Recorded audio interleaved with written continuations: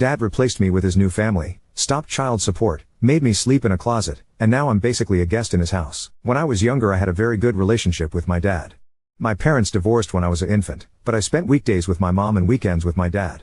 My dad and I were like best friends, and we had a simple routine every weekend where we'd get 5 Redbox movies to finish during the weekend, we'd go fishing, we'd play soccer, and we'd bike to this little secret playground near the zoo.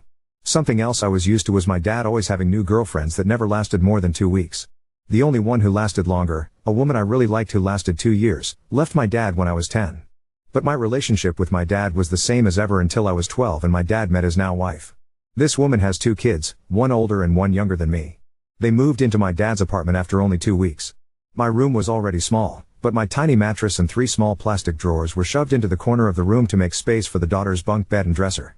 Before I knew it, they started putting my bed in a closet until I came to visit and often would forget to take it out at all. When my dad moved into a bigger house, the older sister got her own room while I had to share one with the younger sister every weekend. The 3 small drawers I had were soon just one drawer because the little sister wanted the other 2 for her toys. Slowly, I started visiting my dad less and less. Then everything went especially wrong when my dad got his girlfriend pregnant after 1 year. They got married and I didn't know that for a whole month because he didn't even tell me. I also didn't know my baby half-sister was born until weeks after she came home from the hospital. To make his new family happy, he started spoiling them and stopped paying child support for me and my mom. His wife is a jobless gold digger who only cooks and cleans and shops, her older daughter is having her college paid for by my dad, and the younger daughter is the definition of a 10-year-old Sephora kid. As for my half-sister, she is still a toddler but is clearly spoiled and hates the word no. The routine I used to have with my dad is now dead.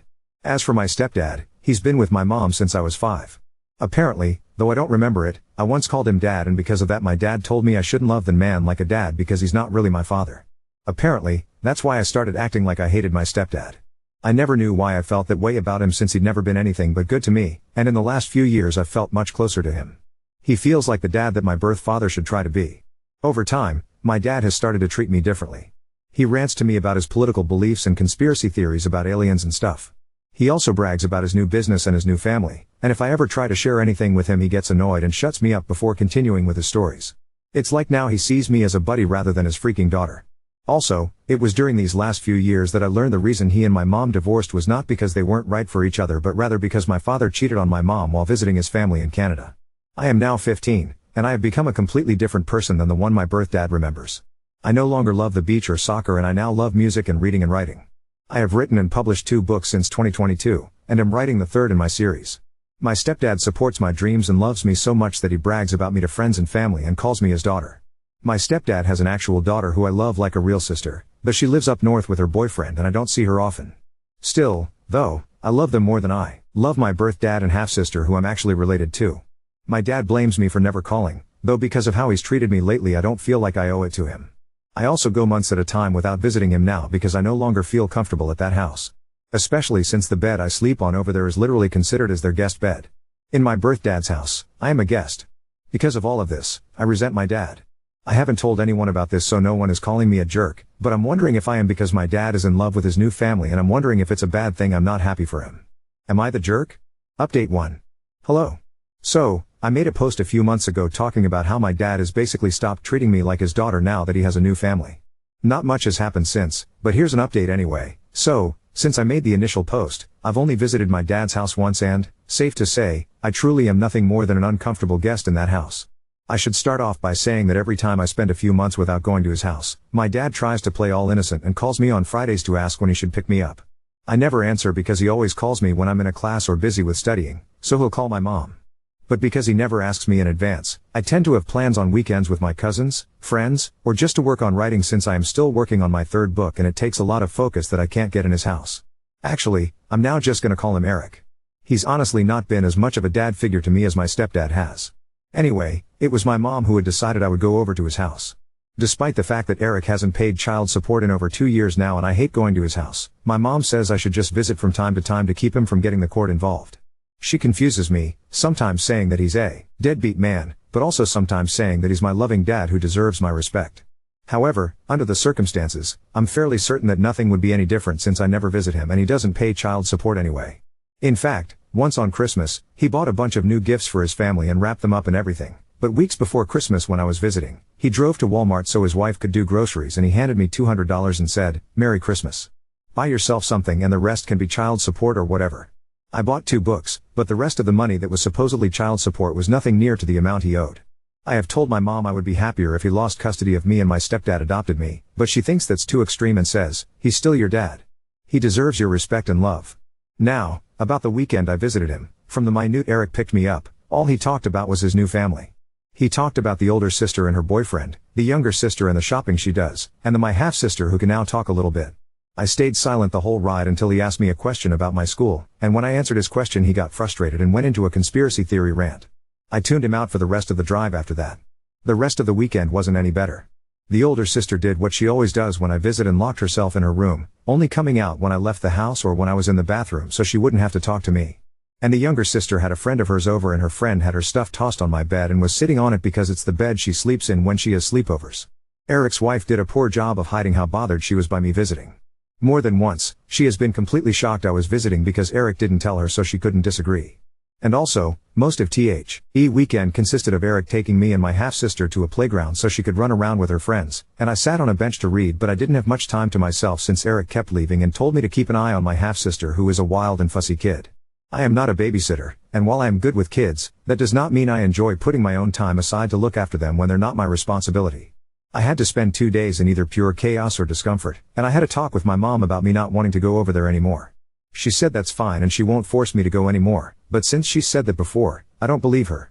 I don't have anyone to really talk to about this, and this whole situation is stressing me out because I don't remember my dad ever being as happy as he is now, and I still sometimes feel like I should be happy for him.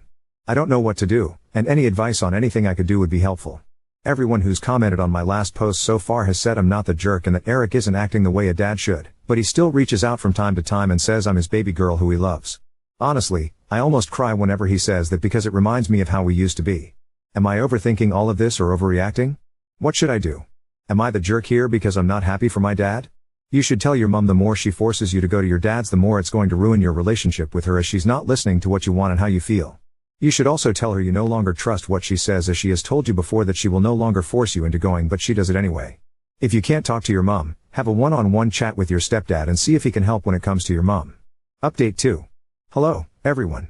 It's only been a couple of days since my last post. Since then, I have taken the advice most of you have given me and I talked to my mom about how I don't want to keep being forced by her to visit Eric, my sperm donor, as most of you referred to him as. Long story short, I'm not 100% sure she won't continue to send me over to Eric's house, but she did wind up sending him long texts, chewing him out for not treating me right and telling him to step up and pay his child support.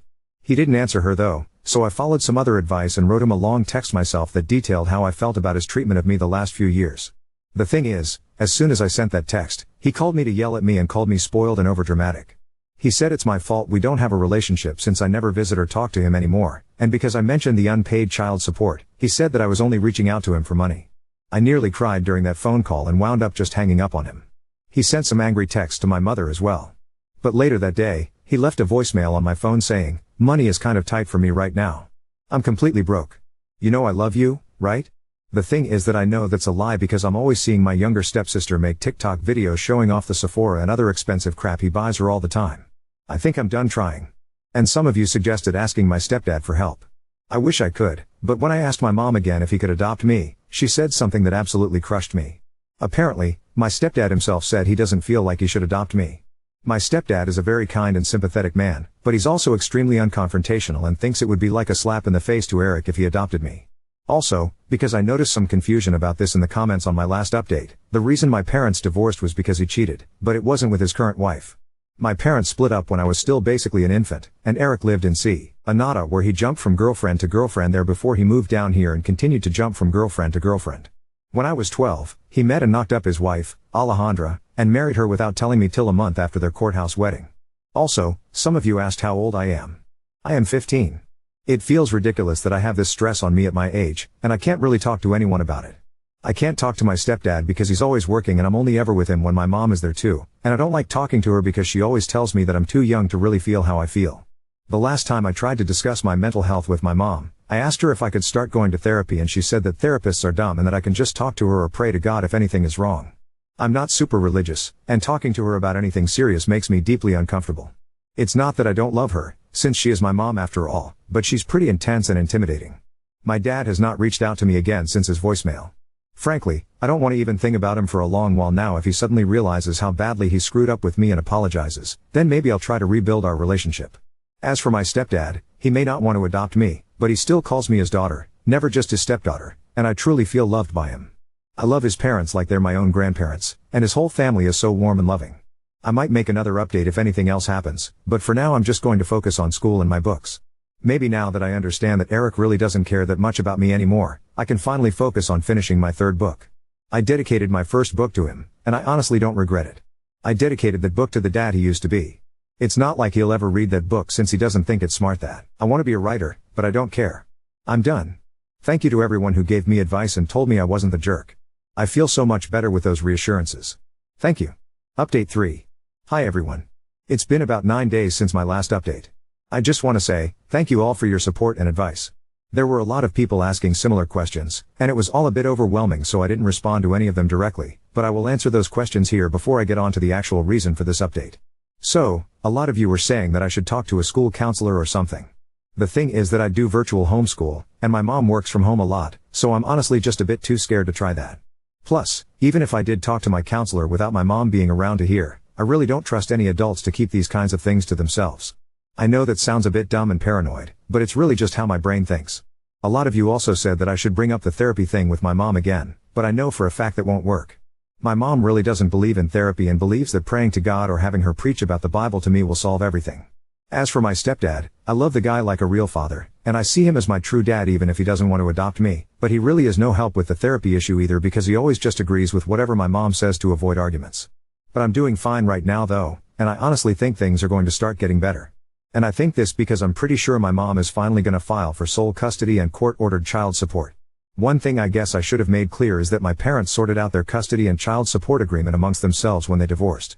The agreement is that I spend weekends with my dad, and he pays my mom $100 per week.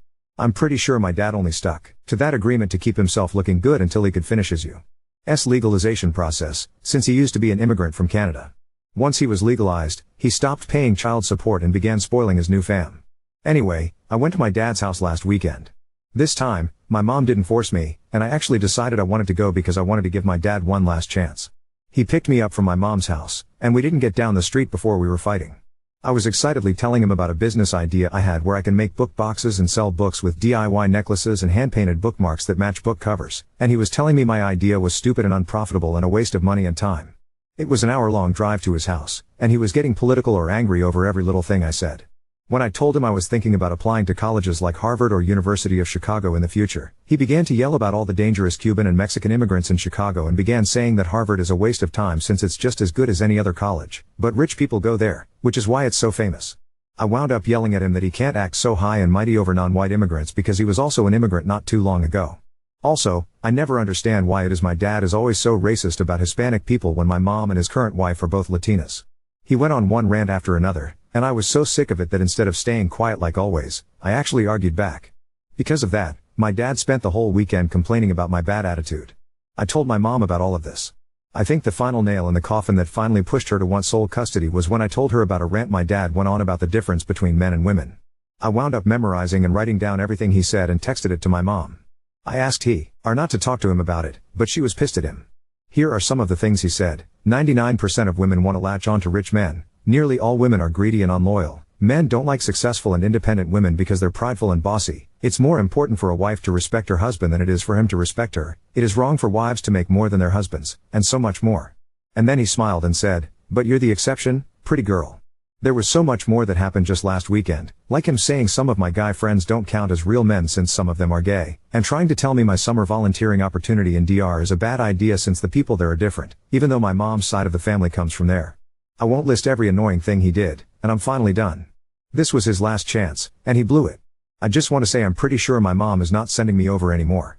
She spent all morning looking for my birth certificate because she's wondering if she needs it for court. She wants to get me full-time, and have my dad pay child support.